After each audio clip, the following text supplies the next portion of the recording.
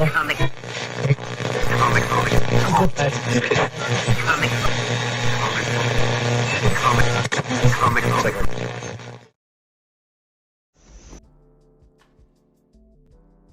right, welcome everybody. Welcome. What's up? How's it going, guys? Welcome to Comic Book Radio. I'm your host, Peter Cimetti, and this is episode 117. Tonight, my guest is Anthony Gambino. We're going to be talking about teaching, designing, creating, and selling art, all of which he does. He's a very busy dude lately, too. So I'm very curious to see not only where he's been, but where he's going. We got Bobo Ayami here. What's up, Bobo? Hope you're doing good. The Beam Pad is here, too. What's up? Thank you for being here tonight. Brian Suddenly Old. Looks like we got Rex Doom here, too. What's up, Rex? Good evening to ya. All right. So, before we get started, just a quick update. About 120 to 30 or so packages for the new Alterna books will have been shipped out by tomorrow. So again, I got about 200 something left. Please be patient. Thank you for your patience. And if you're getting your book soon, please, by all means, share it with us. Let us know. That's our favorite part. But yeah, books got here on Monday, and we're making good time. Good time. By the end of the month, everything should be out, shipped out. And you guys should be getting them very soon. Dr. Mask, what's up? Thank you for being here tonight. Awesome. And we got 10 days left on the Alterna Winter Apparel and Merch campaign. 10 days. Keep in mind, we're only going to be making extras of the most popular pre-ordered items. So some sizes and some items we won't even be making. Make sure to guarantee yours.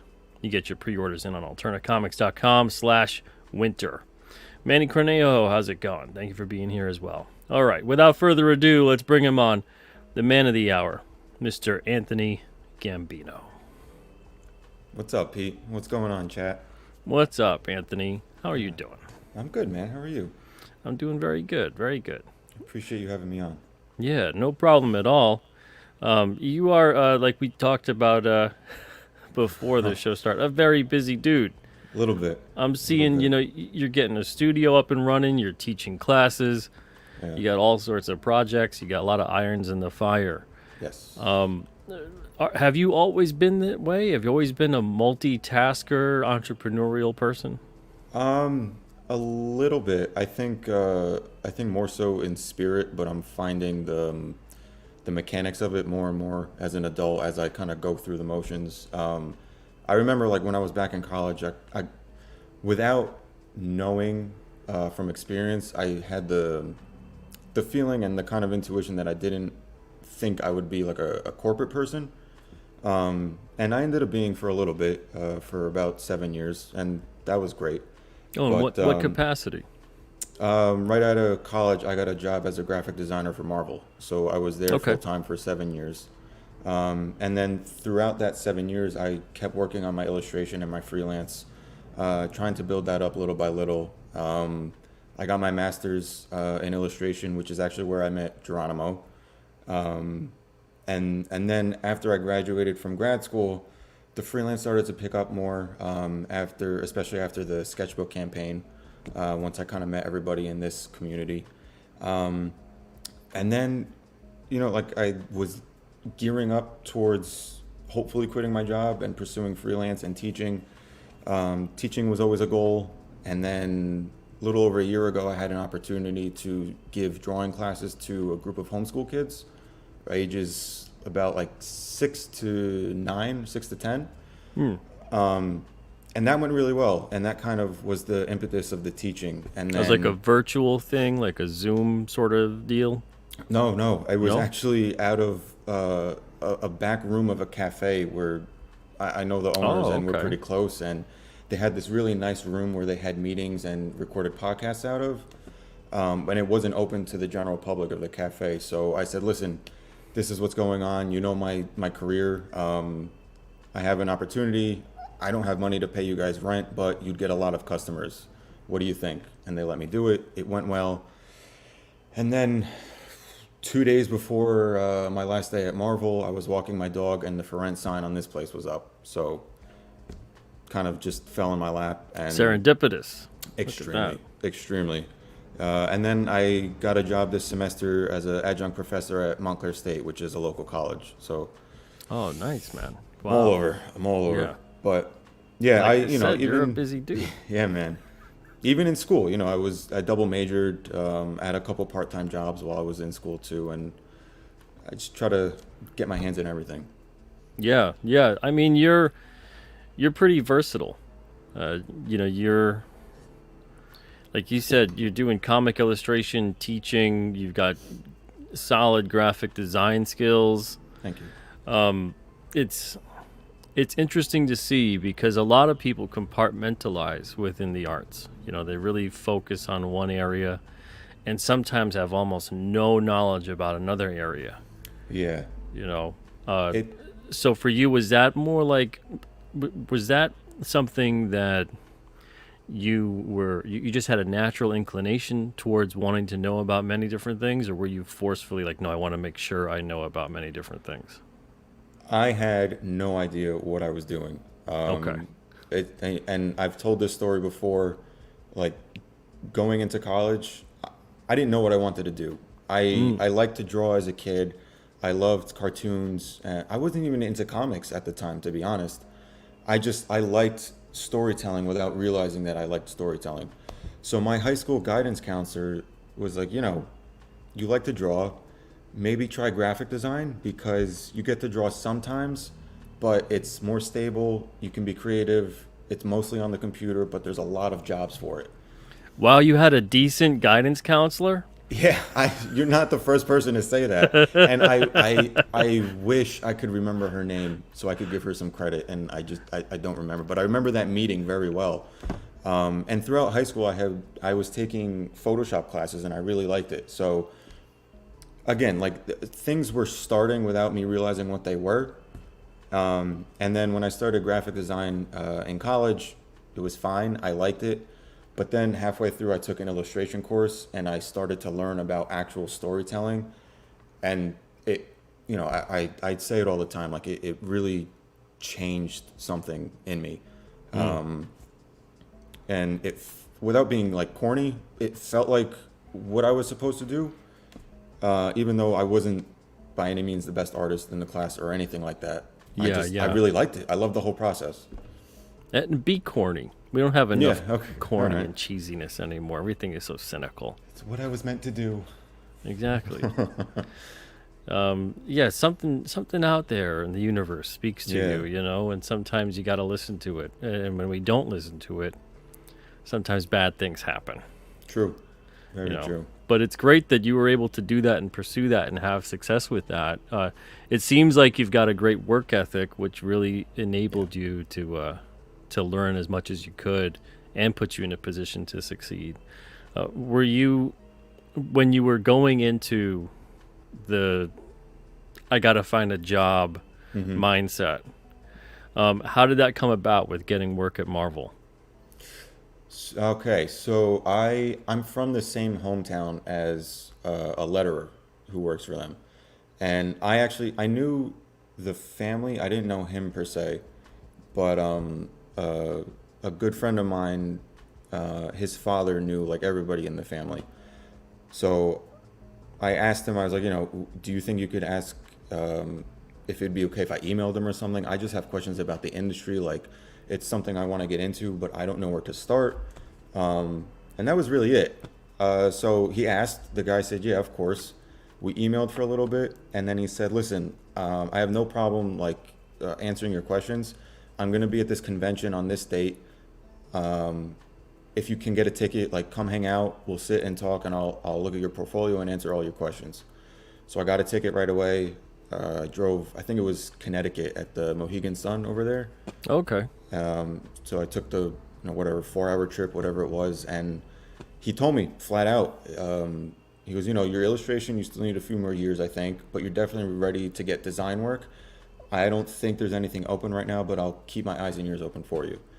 And that was it. I made sure to keep in touch as time went on. And I think it was about 9 or 10 months later, I had actually started a freelance job, like a long-term one at a company on the first day, I got an email from this letterer, and he was like, "Give me your resume right now."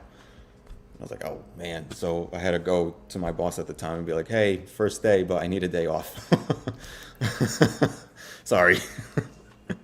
That's an interesting start to the Yeah, job. yeah, yeah. Whatever. What It worked what out. year was this around? This was 2016. 2016. Wow. Yeah, March 7th, 2016 was my first day, and March 7th, 2023 was my last day. So exactly 7 years. Oh wow. So wow, this year. Yeah, yeah, it's new, new. Wow, man. Yeah, it's crazy. How would without giving me the nitty gritty or gory details or whatever, how would you look back at your time at Marvel? I, I'll be honest. Like I'm not. Thankfully, I'm not one of those people who has any really gory details. Um, for the most part, like I really loved it. It's just like I don't know if things were different, I might still be there, but all the writing and illustrating, all that the guts of the comics, it's all freelance based. So I wasn't doing what I really wanted to do, and that's kind of the main reason I left. Um, there's no opportunities there really for illustrators because, like I said, they're all freelance, and that's a in-house corporate job that I was at. But So I you mean, actually traveled and worked at yeah, Marvel yeah, headquarters in New yep, York. in Manhattan, yeah, for 4 years because the last three was working from home. Okay. But let me tell you, like we had a great design team. Everybody was really nice. Even the criticism there, like I have to say, it was always constructive. And that was one thing that I was really nervous about when I started. Like I thought I was gonna get torn apart. At least I had some thick skin just from my upbringing and from being in design school because they Mm-hmm. were really tough. But it was great. And then the best part was once I got to a point where I built a lot of trust with the editors. So I really had like free creative range with all my projects. And my favorite was always when I got to make things look like poster like because I would get really incredible artwork, and then I can kind of, not that I don't love the actual comic book logos, but I had a lot of opportunities to kind of make my own and make them look a little bit more special, like a little bit more attention to detail with that stuff, Mm. and that was a ton of fun. Yeah, I So saw on your website you got a lot of great examples of your work there at that time. thank you, thank you. Yeah. Yeah, yeah. I mean, I learned a ton. I learned a ton. I think it definitely helped me in my illustration work because I was seeing artwork every single day, and I was seeing storytelling every single day. Um, and I really learned how to marry, even though it wasn't my illustration, but I learned how to marry illustration and design, and I really translated that into my own work, which is something I love doing. And now I'm trying to get the college students to do that too, so they have that little bit extra skill set. Was there anything about not just your time at Marvel, but also your time as a student when you were thinking maybe when it's time for me to do something, I'm gonna do this differently? Um, Definitely yes, but it was one of those weird, obscure things where like I know I wanted to do things differently, but I had no idea how. Now I know that doing it differently is what we're doing with being independent and self-published and crowdfunding. I had no idea that whole universe existed at the time. Mm. Now looking back, I think that might have been something I would have tried to pursue intentionally had I known about it, but doesn't really matter because we're here now, and that's what matters. But yeah, I don't know. I always had a notion of like I think it would be great to get the community around the artwork and around the stories rather than the quote unquote gatekeepers. Like I, I don't know. More of like a ground up, Yeah, like more like direct to the exactly, yeah. exactly. Which is why I always wanted to be a freelancer. So I think some part of me, without really knowing it, definitely knew it was going to be different. But I certainly wasn't a studio. Like that was never really in the plans. Maybe down the line towards the end of my career, but yeah, Yeah, that feels like a pipe dream. You're just like, yeah, I have a studio, and it's stupid, man. yeah. It makes no sense. It makes no sense. But like I was walking my dog and I saw the sign and I stopped and I said a quick prayer and my dog was like, come on, like I have to go to the bathroom. Like, let's go now. You know, like you're talking to the sky. Enough with the prayers already. I gotta go. But it was, and especially because I gave Marvel 4 or 5 weeks notice before I left, and it was 2 days before my last day there. So like I was sitting with the acceptance of, it might be tough. You're gonna be fine. Just keep going. And then boom, right before the end of it, this new beginning just fell on my lap. And it's around the corner from my house. And the people who were here before was our wedding photographer. So I had a contact already. I knew the people. It's stupid, man. Are you there right now? Is that the studio? Yeah, I'm in here now. Wow, look Yeah. at that. That's great, man. It's crazy. It's crazy. And little by little, and I've talked to Geronimo and a few other people about this. Like, I'm trying to get it established with the classes that I'm teaching to kind of get the notoriety and get the word out. But there's a small section that I want to have as an indie shop. So like I have all my products in there, and I want to get a bunch of people's stuff in here and have a physical location for some products. It's on a main road, and there's a lot of foot traffic and everything. So I'm little by little, I have a lot of plans for this space. That's awesome, man. Yeah. Very nice. Very nice, man. I'm happy for you. That's great. Thank you, brother. I appreciate it. Yeah, I know how difficult that is, and to get that going, it really does. Like you look around and you're just like, that's probably never gonna happen. Yeah. But now it's like, you got to make it happen. You made the commitment. Now it's time to adapt. Exactly. Now you're in there, and you gotta make it work. Do you have a day job? How else are things going? Are you full time into this? I'm full time into Gambino Studio, whatever it is. I'm working. My full time, quote unquote, freelance work is still Vigilant Fury while we finish up the book. I'm getting things ready for classes that I host for adults. Making a schedule for the spring for adult and children classes.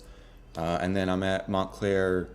I'm teaching 2 courses, but I'm there 1 day a week. So I have a bit of stability with the income and then a few other things moving, which is kind of how I like it.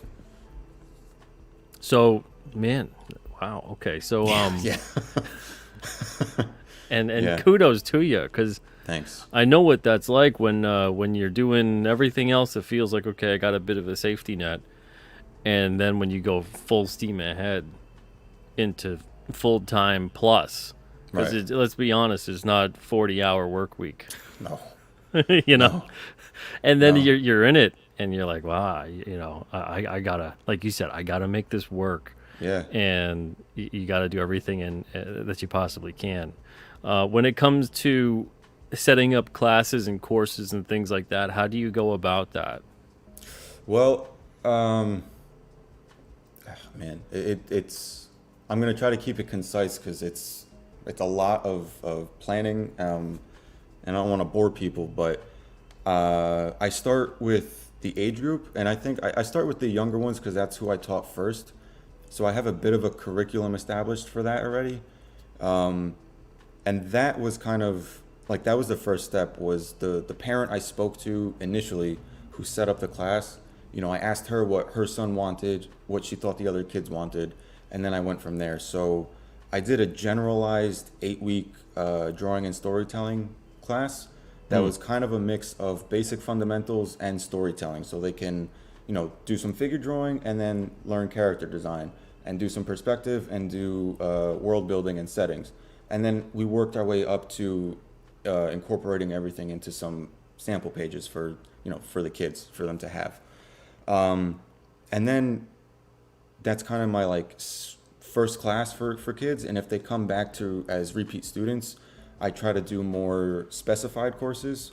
So I'll do either workshops that are a little bit longer, or a 4-week character design class that's just character design, world building, and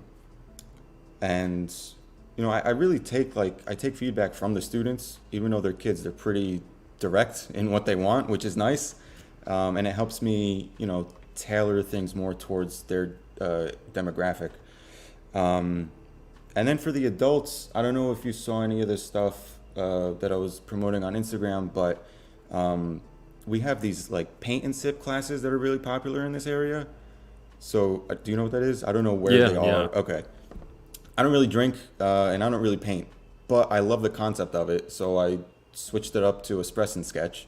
It seems like for me, I'd be so scared of, you're going to put your brush in the wrong drink. Yeah, or definitely that. Or take a sip of the wrong thing. And I've heard people are like so honed in on the painting because they don't know what they're doing that they forget to drink, and then they chug everything at the last minute, and then they're hammered. No. I'm like, I don't want anything to do with that. So I serve water and espresso. I teach storytelling. I put on one of the old monster movies because they're pretty short and they're great for storytelling.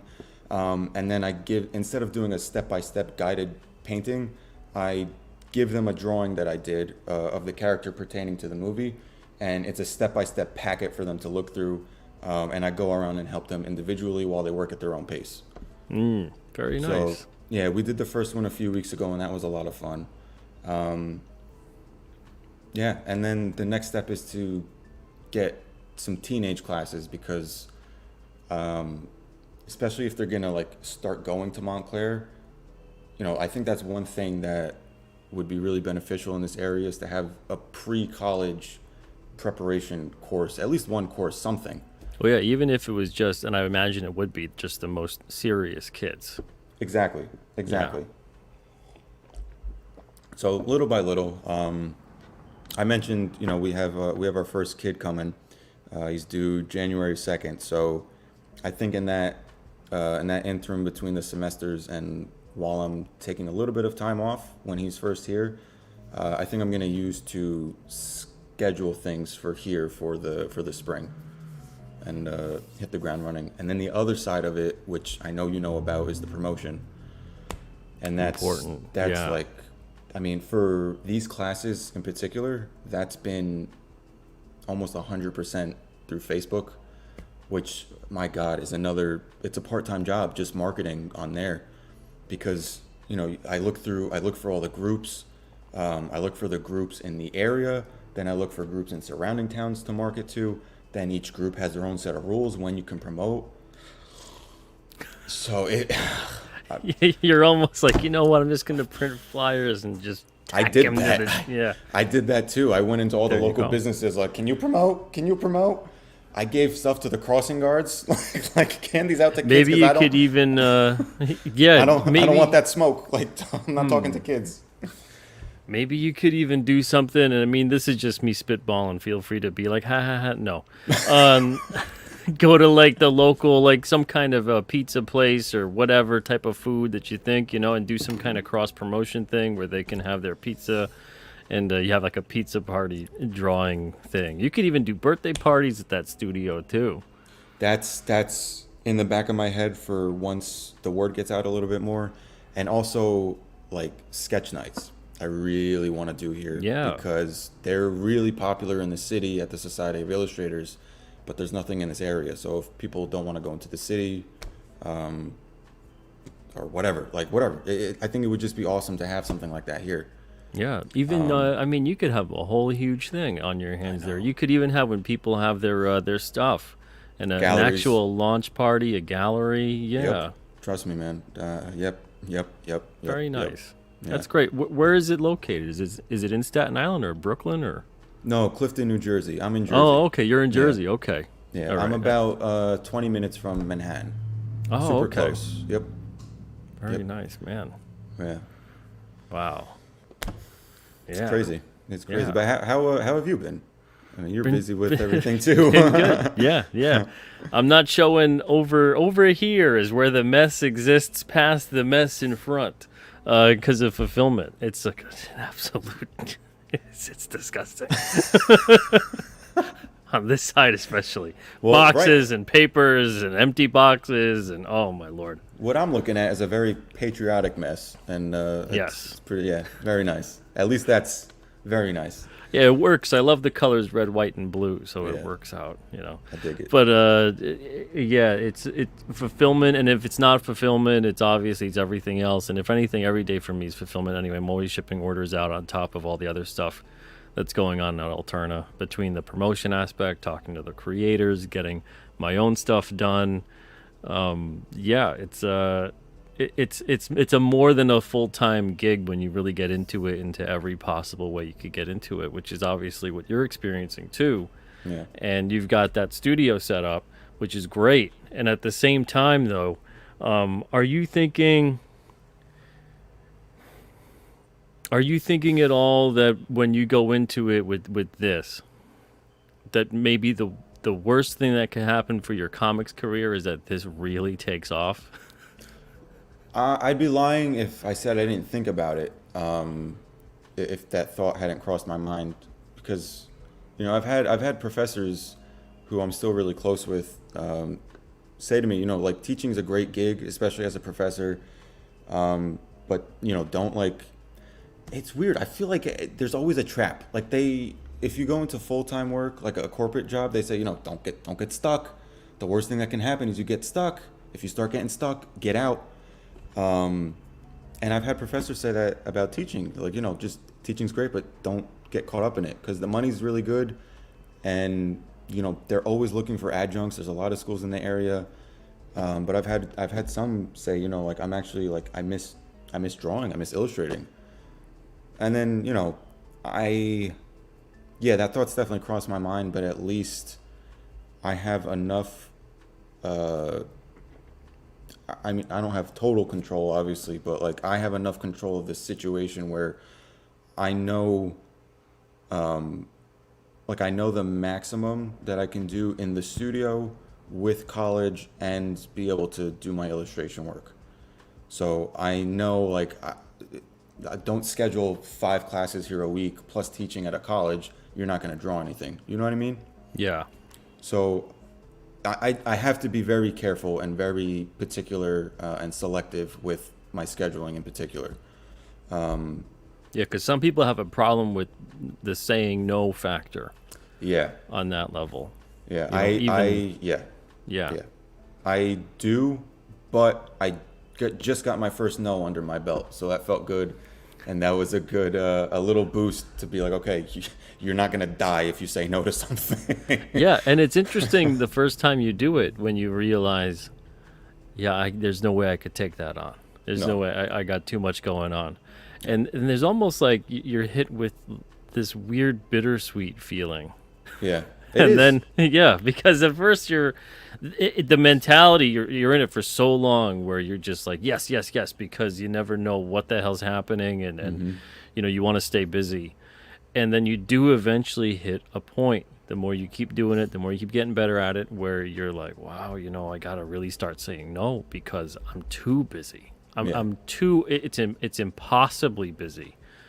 And it's interesting when that happens. I always say that when that happens to any independent artist, especially, who's been so used to the constant grind of saying yes to anything and everything to fill their schedule, that in and of itself is such a big step, to be able to then say, no, I can't do that because I have too much going on already. Do you remember your first time?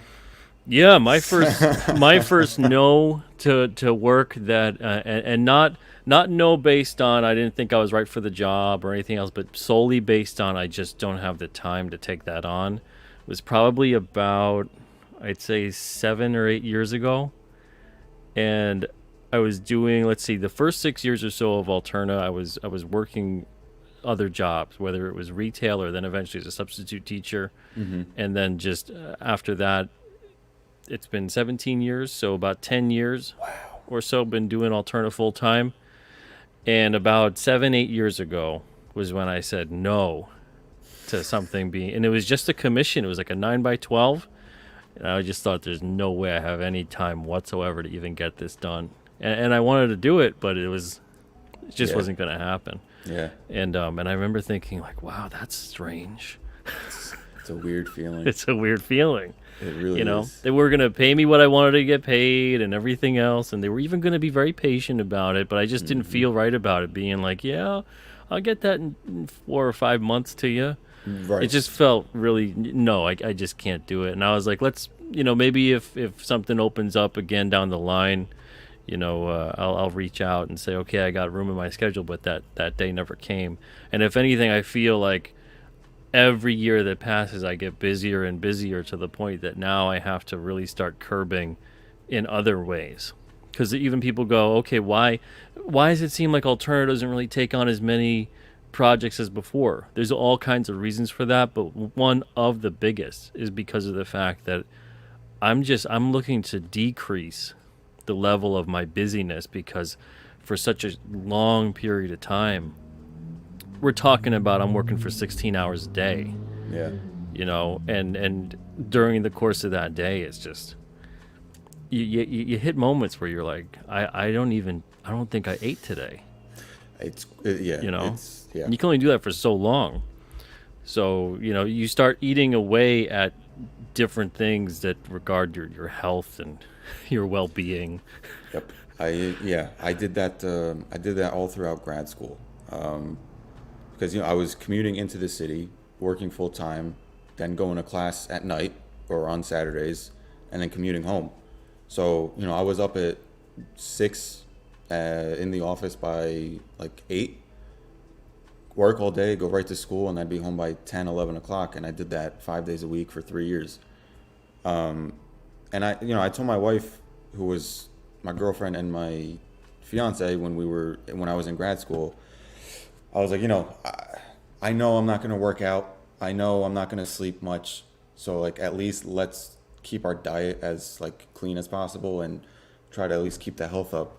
But yeah, man, I mean, every semester I would, we would have the breaks, and then I would gain 5, 10 pounds back, and then it would just come right back off during school. And I did that for years. But now I actually made it part of I consider it part of my job to work out like at least 3, 4 times a week. I walk every morning with my dog, and I really do consider that part of the job now, because it's actually helped me to be more productive. Even if if I wasn't working out or not exercising or staying as healthy as I can, even if I was working more hours, I still was less productive than I am now, which is, Yeah. I'm thankful. I've kind of gotten into a groove and gotten into a good schedule, Yeah. which is also, for so anybody important. listening, super important for, being an independent and a freelancer. Absolutely. Yeah, I agree. And it, and I'm speaking from experience with it in terms of that, and so are you, where you find that you start cutting down on taking care of yourself, and then the work suffers Yep. every single 100%. time. 100%. You're not present. You're just not there for it. But yeah, that's the biggest thing I find is that, and I've said it before, when I started publishing, I didn't know to the degree, but I knew that I was going to start declining in terms of my production as a creator. And it was going to take a back seat. I wasn't aware of the extreme level of back seat at the time that it would take, but it was like the best publisher you want to be, you're going to suffer as a creator. You're not going to get as much stuff out there, because especially if you're an independent, you're not just a publisher, you're a lot of other things. You're an entire business unto itself. Yeah. So now I'm looking at it going, you know what? I need to be a creator. I've missed it. It's a part of me, and I've been putting it away for a long time, to the detriment of myself, which is why I'm getting into doing the King Cryptid stuff again, and going down that road. And it's been very fulfilling, and it's been just great being able to have that outlet. But at the same time, it makes me go, okay, well, I can only publish then so many people in so many books, and I need to work with people who also are on the level of commitment that I'm at. And Sure. so the older I'm getting as well, the more I feel like, okay, I can ask that of people. I couldn't ask that of them when I started off because I just wasn't up to par. If I'm relatively new, I can't ask someone give me the same level of commitment or anything like that because I don't even know what that level of commitment really means. Right. But at this point now, I'm like, I need people who are on board that are 100% here. And I find year after year, I look at it and I go, that person or that book or that, they're just not here. Right. And eventually it really is that daily decrease that Bruce Lee mentions. He talked about it's not the daily increase, but it's the daily decrease. You're dwindling down and distilling what is important to you, because otherwise everything else suffers. Because if you keep adding more and more and more, you find that all you're doing is just you're running around like crazy, and you're not giving your proper attention and focus and effort to the things that need to be taken care of. Yeah. But that's great that you're finding this avenue with a studio, because I think for you, especially, you have such a good head on your shoulders with a lot of things that I think it's Thank you, man. no problem. I think it's people like you are rare, and I say that because there's a lot of people who will go into this field and will never want to do a damn thing that you're doing. It's a very like, no, my knowledge is all mine. You're like the dragon on the gold. No. No. But you're someone who, if anything, your success is going to be defined by how much you help others to succeed, and that's honestly a really great path. Listen, man, yeah, I mean that is the ultimate goal, and I think to a degree, and it's not like out of any malice or anything, but like, and I'm sure you can relate too. I started this for selfish reasons. I took a class in college. I fell in love with it. It made me feel really good, and I said, you know what? I want to do this because it makes me feel really good. But the older I get, and I'll be honest, like the stronger I get in my faith, like the more and more I see the value in, okay, I was given a gift, not drawing or storytelling, because again, I know I'm well aware I'm not the best at that craft. The gift, I think, which is in all of us, is the passion for something and the love for something. So, like, why it's our responsibility to pass that on and to hopefully open other people's eyes to it, or if they have it already, to help them pursue it and to further that love. And at the end of the day, like that's all it's about, and that I think is everybody's purpose. To find something that they love, get good at it, do it, and then show other people how to do it, and spread that love and knowledge. Being in the classroom in college made me want to be a professor, because when I was reflecting after I graduated, and I said, okay, I was in the illustration program for 2.5 years. In the very first class, the first critique, we were all, terrified little kids. We didn't know what to say. We didn't know what to do. We didn't want to hurt each other's feelings. The professor, to get us to say something, was like pulling teeth. And then by the thesis class, when we were getting ready to graduate, that professor might as well not have even been there, because they couldn't open their mouth anyway. Because we all of a sudden, in 2.5 years, we flourished into professionals and storytellers. And that was such a beautiful thing to see in hindsight. And it made me really want to, hopefully do that on the same level someday. And now I this semester I had the opportunity to start it, and it's like it's just incredible. Yeah, you became more confident people, and not just in terms of what you were doing, but the ability to then express it to someone else, of maybe trying to be able to help them. Yeah, and confident in being a human, which sounds dramatic or stupid, but it's part of the learning process. You learn how to. Oh, it's so important. You learn how to deal with different types of people, and how to hopefully pinpoint and cater to their specific desires, especially when it comes to the storytelling and their work. And it's been so much fun. And I think that's the part of it that I love the most, is like going around and talking with each student about their specific project and trying to push the narrative and push their storytelling and get them to think of things in a different way. And, talk about draining. Like, there have been days where I have a morning class and a night class, and sometimes the schedule overlaps a little bit where we're talking about sketches in the morning and we're talking about sketches at night. And the sketch phase is like, it's the meat and potatoes of the story. And I'll get home and I'm like, oh my God, I'm tired. It's so much thinking all day. But it's, man, it's great. I love it. I really do. I'm very, very happy and grateful. And, it keeps me strong and keeps me afloat so I can keep doing it. Yeah. I mean, you got the passion for it, and that's a very important thing. And I think that'll come through. We need more people like that in the arts in general. I agree. Especially the people who will be like, okay, here is some of my advice. Here's some of my experiences. Here's the tools to succeed. And then you bring a part of you and make that yours. As opposed to the whole, here's the thing you do and you emulate it and you just regurgitate the same stuff that's been done over and over and over again.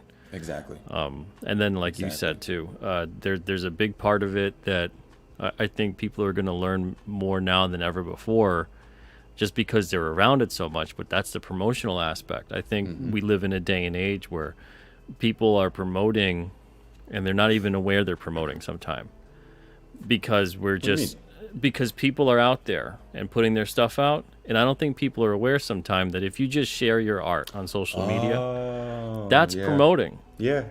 It amazes me when people don't promote. It actually takes more effort to not promote your work in this day and age than to promote it. I've definitely fallen into that, trust me. I haven't posted in a month. Uh-oh. Yeah. And, so when we're all around it, and you're just putting stuff out there, or you're talking about something you're working on, or something that's to come, or something that you've done, or whatever it may be, here's a work in progress, anything like that. Promotion is basically just sharing. It's not selling. People think promotion is selling. It is not selling. If you ever even look at advertisements on TV, commercials, most of them actually don't mention anything about buying the product. They just show you the product being used, and it's just some kind of story in the commercial around that product. Maybe at the most they'll tell you where to find the product. They rarely ever mention price, and they don't say buy this now, unless it's like an infomercial or something like that. Or those commercials where it's kind of like a mini infomercial, where you go to a website or you call a number or whatever it is. But most commercials are about awareness and about just being like, hey, we exist. Yeah. And then, in and out, gone. And then maybe you see it again down the line, and you go in the store and you'll see the product and you go, oh yeah, that thing with the commercial and the, so it's all that part of it. But for independents, people that are out there, you really take more of an effort to not share your stuff now than it would be to just, if you're genuine about it and excited to do it and share it and show people. It's almost tough, at least personally for me, it's really difficult to not give away a lot more than what I talk about. To not just go in there and be like, okay, I'm spoiling the next 5 years of what I'm doing. Yeah. Buckle in. See, I don't have that problem because that's not my lifestyle or my career path right now. But yeah, with you, oh man, if I was you, I'd be slipping left and right, saying, "Oh, you're not gonna believe what's gonna happen." I'm just gonna tell you real quick. I give you a lot of credit for not. It's difficult, yeah. Spoiling. Even talking to Geronimo, he's the same way, and I'm always talking to him about, man, it is like we torture ourselves. I know. You got all these things planned for years ahead of, you're putting something out that's coming out, this year. But you're like, that stuff, that's like the next 5 issues. It's really going to develop into, and you just want to tell everybody. So it takes more effort for me to not do that than it would to just spill the beans and go for it. So when people don't promote at all, when you go to some people's pages and you're like, wait a second, you make comics? You're scrolling, and you're like, you sure you make comics? When? Like, you're talking about anything and everything, but making comics. This is interesting. How do you do that? That's funny. Because yeah, there's I don't think there's a day that goes by when I don't mention something that I'm involved in some capacity. Right. But yeah, so I think this generation that's grown up so much with that, where they're promoting aspects of their lives and what they're involved with without even realizing that that's what they're doing. And there's a good and a bad to that. I'm not going to go down the rabbit 100%. hole Yeah. of going into the whole, well, there's an encouragement of a lack of privacy, which is something that also people need to learn Yep. how to value that and cherish that and know what to share and what not to share. But when it comes to your work as an artist, I think there's so many people that are going to be in a mindset of promotion, which is the most difficult aspect when it comes to this. I would honestly say it's more difficult to learn and understand the value of promotion than it is to even understand how to create something properly. Yeah, I would agree with that 100%. And getting into the consistency of promoting too is, I struggle with it all the time. I mean, like, still now. But yeah, that's a skill set in and of itself, and definitely has its value. Again, we talk about traps, like you could fall into traps with that stuff also. People bickering and arguing and things getting said and thrown around all the time. But we've all heard the expression, post and get out. Like, I try to live by that, and just, here's what I'm working on. Oh, these people are working on this stuff. Retweet, cool, whatever, gone. Yeah, it can be really difficult, especially with all the different platforms, but it's necessary. Yeah, Big it is. time. I know some people that will go into it and say, man, I wish it was like when it was back in the day where you would just do your stuff and then it gets out there and, you just, and I'm just sitting there thinking, yeah, but there was always promotion. Yeah. There was always that involved, and if even if you weren't involved directly, the reason you weren't involved directly is because you didn't really actually have any ownership on what it is you were doing. So, you got in and out and created the thing you created, but there was a price to pay. Right. So now if you want to have ownership, if you want it to be your baby, your business, your creation, and keep it that way, then you really actually have to go in there too and run it in that capacity. And there's some people that I think there's still, and it might be a generation gap sort of thing, because I notice it's some people who aren't used to this kind of entrepreneurial aspect, but it's so important, and it's so wrong to think like, oh no, they didn't do any of that back in the day. They just kind of put them on the shelf, and the rest took care of itself, and people saw it and they bought it, and everything was a done deal. Yeah. The amount of stuff going on behind the scenes, the amount of stuff in terms of the doing the song and the dance to get into that position. Oh my Lord, people have no idea. No, they don't. And to an extent, like, I don't even have an idea really. Like, I didn't do too much of the traditional promotion and job seeking that my professors used to tell us about. Like, I didn't do any of it really. But yeah, and also too, like, for the entrepreneurial spirit, I think we're also just not taught that enough. It's not presented enough, especially going through school. Like, I'm trying to tell the students now in college, like, listen, being a freelancer is tough. It's a lot of work. It's a lot of sacrifice, but trust me, it's worth it, and you can make it happen. But you got to start thinking like this. You got to help each other, because we support ourselves by supporting each other. That's what independent artists are. That's what we do. That's how we survive. So, and, like, I think again, I'll try not to get too much down the rabbit hole of issues, but, like, people who go through the traditional school systems, like, that's just preparing you to be an employee. And I don't think, like you said, the entrepreneurial spirit, I don't think it's taught enough or encouraged even. When you say you're going to quit your job and be a freelancer, like, the first thing people say are you crazy? You're going to lose that stability? Right after they gasp. Yeah. Like, yeah, I am. Like, why not? What's the worst that can happen? I need to go get another job? Okay, I'll go get a job. Big deal. Run into some money issues. Okay, I'll sell my house. We'll be fine. Yeah. You know what I'm saying? That's the worst that can happen. What I love too is it's always people will not even realize it, pointing to this person, that person, the other person that they admire, of how successful they are, innovative they are, creative, whatever it is. And then the minute that someone in their own life or even themselves even has that thought and brings it up of like, well, why not us? Why can't we work our butts off and Yeah. and pursue that too? You're like, what are you, crazy? Yeah. Not you, not Yeah. me. Yeah. Those people, they're special. Right. You're Right. not special. I'm not special. We're awful. We're regular. We're less than anything. We're Yeah. forgettable. No one wants anything to do with us. Listen, bro, imposter And- syndrome is real.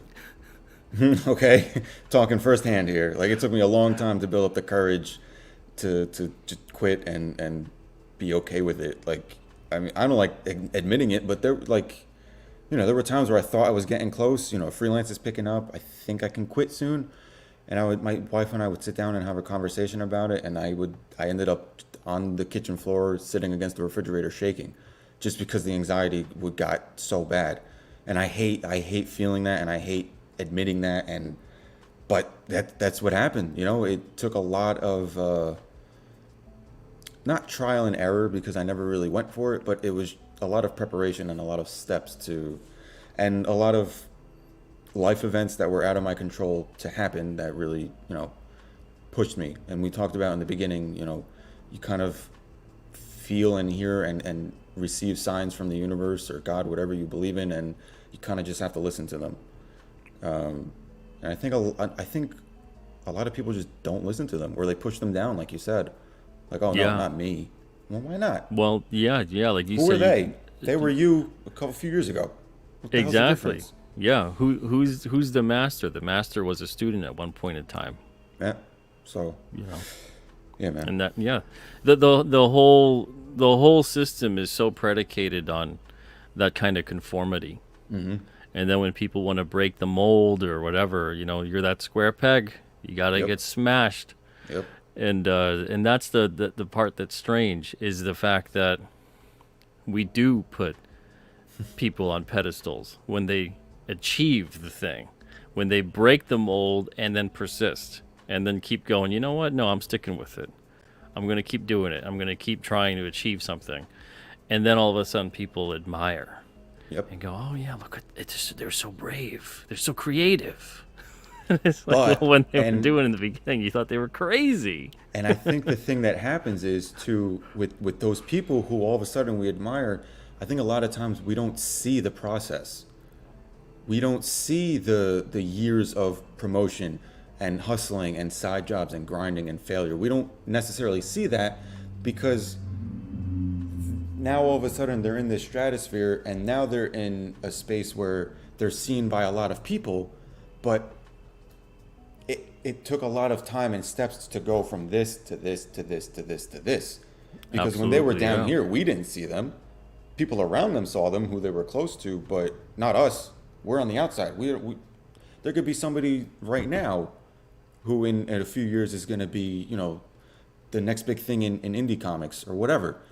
We don't know they exist, but they might be working their asses off right now. You know what I'm saying? Absolutely, yeah. So I think a lot of times we say, wow, look at them. And I think that's why it's so important for us to talk about the beginning, the steps, the process, the struggle, the aches and pains and the failure and all that stuff, to say, listen, like, it's normal, There's no salvation without suffering. You have to suffer for your art. Whatever cliche you want to think of, it's all true. It's all normal. It's a cliche for a reason. Exactly. And I got students who, like, I'll get emails, I couldn't finish my project. It was so frustrating, and it wasn't what I wanted it to be, and I had to step away from it. I'm like, listen, I get it. I'm sorry you felt that way, but you need to push through it. Trust me. Trust me. I don't care if you hate it. Just get it done. I don't care if you hate it, because if you at least finish it and present something to me, I can help you love it. Like, that's what I'm here for. But you Exactly. need to do your part and get it to me. Just go through that shit. Sorry, but just go through it. And I think that's a skill set that, again, we talk about the things that bother us in today's world. Like, I think especially the younger generation, they're encouraged when they feel stressed, like it's okay, stop. Like, no, no, no, no, no, no. Use that. Use that stress. Use the anger and the frustration, because that's how you grow. That's the first step in the growth.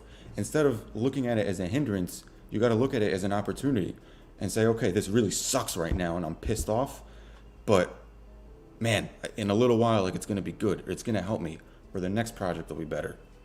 Like, Absolutely. It's the same thing. Even when you're talking about, let's say, working out, working out, or any kind of physically strenuous thing. Yep. You know, there's people who start off and 5 pounds is like, oh man, this is killing me. Yep. You know, but you keep pushing through. Now you're doing 10 pounds. Exactly. Oh, this is killing me. But the 5 is super easy now. Mm-hmm. Then the 10 eventually, oh yeah, whatever. You know, I do it with a finger. Oh, that 15, that 20. Oh man, the same reps, the same exercise. Oh, that's kicking my butt. Yep. And then you keep pushing and pushing. You get past these hurdles, this incremental growth. You can't, if you keep reaching certain plateaus, especially if you start and you hit a plateau immediately and go, nah.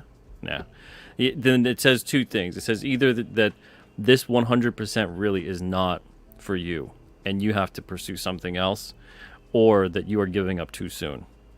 Or a third one, which is what I think is the most important, is now time to change it up a little bit. Change up your routine, change out your workout regimen, change up the way you work out, the types of workouts. The same mentality and philosophy applies to our art styles too. I went through 3 different art styles on Visual approach it from Inferiority. a different angle, a different perspective. Yeah, Exactly. You commit to something, and you have to adapt. That's life. It's commitment and adaptation to everything. And I love that you brought up the workout analogy, because it's the perfect one. You know, especially in this world of instant gratification, no one who starts working out is going to get that. Yeah, if the next day you're like, oh, I don't look that different. Yeah, I'm not jacked. takes I worked time. out yesterday. Like, what do you think is going to, like, See hello? yourself in a week, in a month, in a year, and then you Exactly. go, oh, wow. Then there's a difference. Yep. It takes time. That's the thing. The instant gratification part of it has eliminated the understanding that things take time. 100%. 100%. And it has taken away the value of appreciating the time and respecting it, because I don't think people give the time enough respect. And then You know? that's what makes value. Because there's a lot of the things that Exactly. occur because you get that time, that it's experience, it's perspective, wisdom. Yep. And then that brings the value to why what you're doing and how you've gotten better at it because of all that time. Mm-hmm. Now you can command, here's my fee. Here's what I deserve. Why do you deserve that? Why? I don't understand. Because I put all the time and effort into it and I have the results to speak for it. Exactly. I use that time wisely and I built up. There's a lot of people that go in there and they think, oh, the effort is all, whatever it is that's on there. Yeah, it is. But in order to achieve those results, you had to put in that time. You had to put in that effort. Yep. And there's no easy way around it. But even though people are looking for it all the time, they're looking for the shortcuts. They're looking for and some of them are there, but ultimately, you're only really doing a disservice to yourself. Yes. Every single time. When I was a kid and I was playing soccer for a few years, my dad was actually our coach. And I made the mistake of wearing a shirt that said no excuses on it. And it was before the beginning of the season, like it was preseason. And my dad was like, what should our team name be? What should our team name be? And we would, go around. We were kids and we'd go around with our stupid answers. And he looks at me and he goes, what's that say? He goes, no excuses. I like that. He goes, that's our team name. And damn it, man, that phrase stuck with me. Like growing up, it just stuck. No excuses, no excuses, no excuses. And when I was a kid and a teenager, I'm like, oh my God, this is so annoying. I'm so sick of hearing this. But like, it's one of those things marinates over time. And now because that stuck with me through time, now I appreciate it and now it has value. And now the real meaning of it has even more value because it's like, yeah, no excuses. Things are going to happen. Life gets in the way, but Going back to the workout analogy, like I'm still a skinny kid, but I was always super, super skinny. I hated it. I always felt weak. And then in high school, I started working out. It took a long time. I'm talking a couple years before I really started seeing results. And then my scoliosis got really bad when I was like 16. And, I had to make a choice of either get the surgery or not and see, hopefully I can manage through it and keep going through x-rays and keep getting checked. And I knew I always wanted kids. I didn't know if the x-rays would affect me, whatever. So I asked the doctor, I was like, what do I have to do to prepare for this surgery? Like, what can I do to make sure I come out of it as well as possible? And he said, just get strong, work out, focus on your back, get your muscles as strong as possible. So that's what I did when I was 17. I put on a lot of weight, like muscle weight. I worked out 5 days a week. I prepared myself. I put on about 20 pounds in 6 months. And then I was in the hospital for 6 days and 20 pounds gone instantly. Took almost a year for all those results, and then within a week it was gone, and I had to start all over again. And believe it or not, you asked me about the work ethic before. I always had a good work ethic, but I think that particular moment in my life truly prepared me for everything else that was to come, because I constantly threw out my projects in college and started over. I constantly just sat there and sweat through everything. I'm constantly starting over and going over and over and over again. And yeah, it sucks, but I think that moment in my life and that the operation and the working out and everything, no pun intended, but it really built up the calluses mentally that I needed to mental toughness is so important. Dramatic as it sounds, because, we're just sitting here drawing, but it's a huge mental effort. And I'm now, like, again, you could be really bitter about things, or you can spin it and find the gratitude. I'm really very grateful for what happened and for, that struggle. And that, I think, kind of set me up for the right path. Absolutely, man. Yeah, that mental toughness is so important. Not just just in life in general. Be able to have that, because there's so many episodes I reference it, and it's a big reason why it's at the start of the show. But that Rocky Balboa speech. Oh, it gets me every time, man. It's just that's everything. That's every single thing. That's it. And if you want to talk about that, like, even that moment is an example in and of itself, because, like, Rocky 1 and 2 were great. Overnight success, whatever, in our eyes. Stallone was obviously working and stuff, but Rocky 3 and 4, I love them, but critically they didn't do so well. Then Rocky 5, everybody's like, what the heck are you doing? And then Stallone says, I can't end on that. I can't end it like that. And he comes back after failed films, after so many years gone, and then, was it the best movie? No, but he delivers these moments and these themes that kind of, like, resurge the beauty and the emotion that were in the first couple movies that made them so special. So, like, even that particular scene that you're talking about was an example of, I guess, the theme of tonight's show. Like, after all that time had passed, he still was able to come up with something and to, help people like you and me. Yeah. You know what I mean? It doesn't matter how big and bad you are. Life is going to exactly dish up something that's going to make you go, oh, man, how do I make it through this? And if you don't have the attitude and the toughness to get through it, and not tough in terms of even being like a... like macho.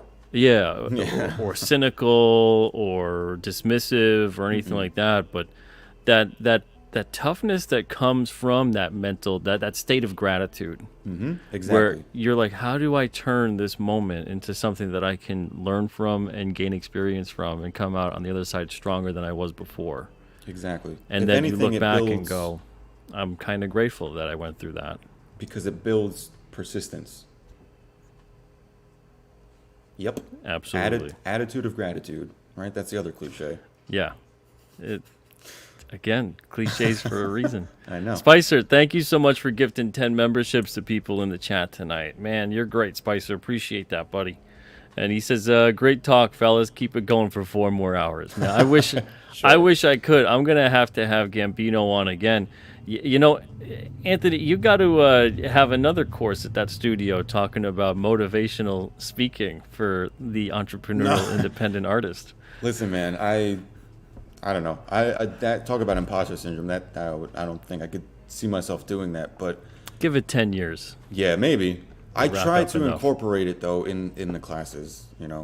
Especially when the kids. They're adults, but I call them kids.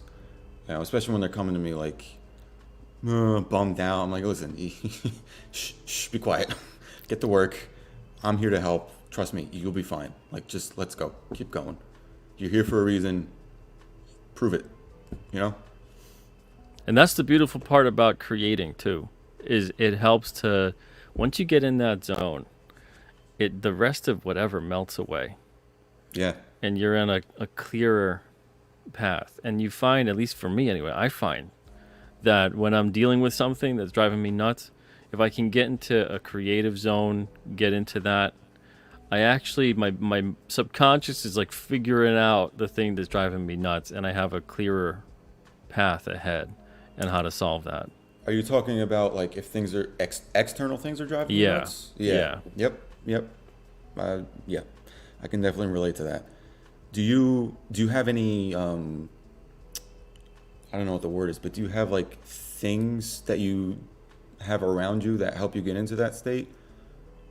Well, usually, like when I'm Like, for writing does it to me a lot. Being able to okay. get into the headspace of the story, and I'll have music on. Usually Cool. Dean Martin. I've got like tons of Nice. vinyl of Dean Martin on. I got Nice. like 35 vinyl records of Dean Martin. That's And awesome. and Dino helps me get in the mindset of writing. So if anyone's reading King Cryptid and wondering what Pete was doing when he was most likely listening to a Dean Martin record, Oh, but that's cool, man. so I don't know what it is, and vinyl specifically does it to me. Vinyl records in general. I love music, but listening, yeah, there you go. Yep. Something about it. Yep. Something about it. It's like it's akin to holding the book in your hands. It's Exactly. different than the digital output, and it must be the frequency, the hertz, whatever it is, Yep. that's coming out of the vinyl reproduction as opposed to the digital. But yeah, getting in that mindset, that kind of stuff really helps me out. And then, obviously, it just getting sucked into the story and Mm-hmm. losing myself in that. And then I come out of it, I feel refreshed, and I've been problem solving the whole time within the storytelling. And all of a sudden, I figure out maybe I could do that instead. Yep. And the problem that was driving me nuts before is not driving me nowhere close to as crazy as it was before. Yeah. And I feel like too, correct me if I'm wrong, but I think especially for, you're more of the writer. Geronimo is, he's the artist too, but he's like, the writer. I feel like with the writers, you're also like, you are coming up with ways of how to put your characters through the ringer constantly. And I think maybe on a subconscious level, like once you've been doing that, you're kind of like, well, my problems don't seem that bad. This poor bastard is going through it right now, and I did that to him. So, you know what I mean? Like, I think there's an element of that too, where like Yeah, we're it's it, cathartic. it is cathartic because we're taking our frustrations out on this character that doesn't exist, but it exists in our minds, and then suddenly our crap doesn't seem as bad. Yeah, yeah. There's a lot to be said for that. And the same thing happens too when you're watching something or reading something, that the storytelling is cathartic. Yeah. And you can come out of it, you get lost in it. I will argue to my death, I will die on this hill, that escapism is not just about distraction, it is also about being able to help you deal with life, with reality. Not just a distraction from reality, but a help in dealing with reality. I mean, listen, wasn't I feel like I remember learning that, Superman and Captain America were created and handed out on the battlefields to help motivate the soldiers. Oh, is a Like, big part of it. Yeah. right? Like, I mean, that should tell you everything right there. Like the whole reason these characters were created It's a morale boost. Yeah. Exactly. For the worst stuff that could be happening at the time. So, yeah, I'm glad we got past all that. I think it was like the 1950s and 60s when they tried to shut down comics. You know? They're always trying to shut down something that Yeah. can boost the morale of people in a positive way. Isn't That's that why interesting? you gotta keep fighting. You gotta keep fighting to put Yep. that out there, to Yep. get that positivity out there. And I've noticed, like you just said, if you fight with love, it confuses the crap out of people. Oh man, does it? Does it ever? Yeah, it's a beautiful thing. It's really, but yeah, that's the thing. I mean, you can, even attesting to when you were talking about how much effort you put into gaining the 20 pounds of muscle and then boom, in a week gone Yeah. after that. You could take a lifetime to build something creative, to create that thing of tremendous importance and value. And within a second, it could be destroyed. Yeah. And that's how fragile the whole thing is. That's why if comics, with great power comes great responsibility, immortal words. And we have such an important, and not just creative people in general have such an important responsibility, because everybody has far more power than they understand. Yes. Even though, there's aspects in life that will try to convince you otherwise. But we have such an important responsibility to take care of the things that are meaningful, the things that have been created that have tremendous value and importance, and allow us to have and appreciate beauty in our lives. And to have it come along sometimes and feel like, no, it's not as important as we think. As soon as that occurs, just the mere thought, the destruction begins. Yeah. It is important. These things need to be protected and cherished and valued, and then also continued and create. And that's the best way to do it. Continue to create, continue to get stuff out there. Yep. Absolutely. Absolutely. Have you ever read or seen the videos? I forgot the scientist's name, but I believe it was a Japanese scientist who did that experiment with water. Do you know what I'm talking about? I think I do. There are books written about it too, and the experiments were he took water droplets under a microscope, and he did experiments where he said negative things to the water. Oh yes, I know the experiment. And then positive Yes. things to the water, and the particles, if I remember correctly, would change depending on how the water was They spoken react to. differently. Yeah, same thing with plants. Same thing with a lot of there's a With lot of plants, experiments like that. Yep. Yep, exactly. Yeah, my wife thinks I'm crazy because we have a money plant in our house, and I'm always like, I love you. You look beautiful. Keep going. Like, she's like, what are you doing? She's like, it's growing because of the sunlight and water. I was like, no, it's because of my nice words too. Like, Everything is needed. yeah, but It's that act of even putting that energy out there. exactly. There's everything has a resonance. And with our thoughts and our words in particular, I think that scientist's point was like, if this is the drastic changes that are happening with drops of water, imagine what's happening to us when we're made up of 70% water, whatever it is. How do our thoughts and our words affect us if this one droplet is being so affected by one word or a couple words? So I think, once people put that into perspective, I would hope that people start to change the way they think about themselves and speak about themselves. I mean, there's tremendous power in prayer, meditation, Yes, absolutely. all of that.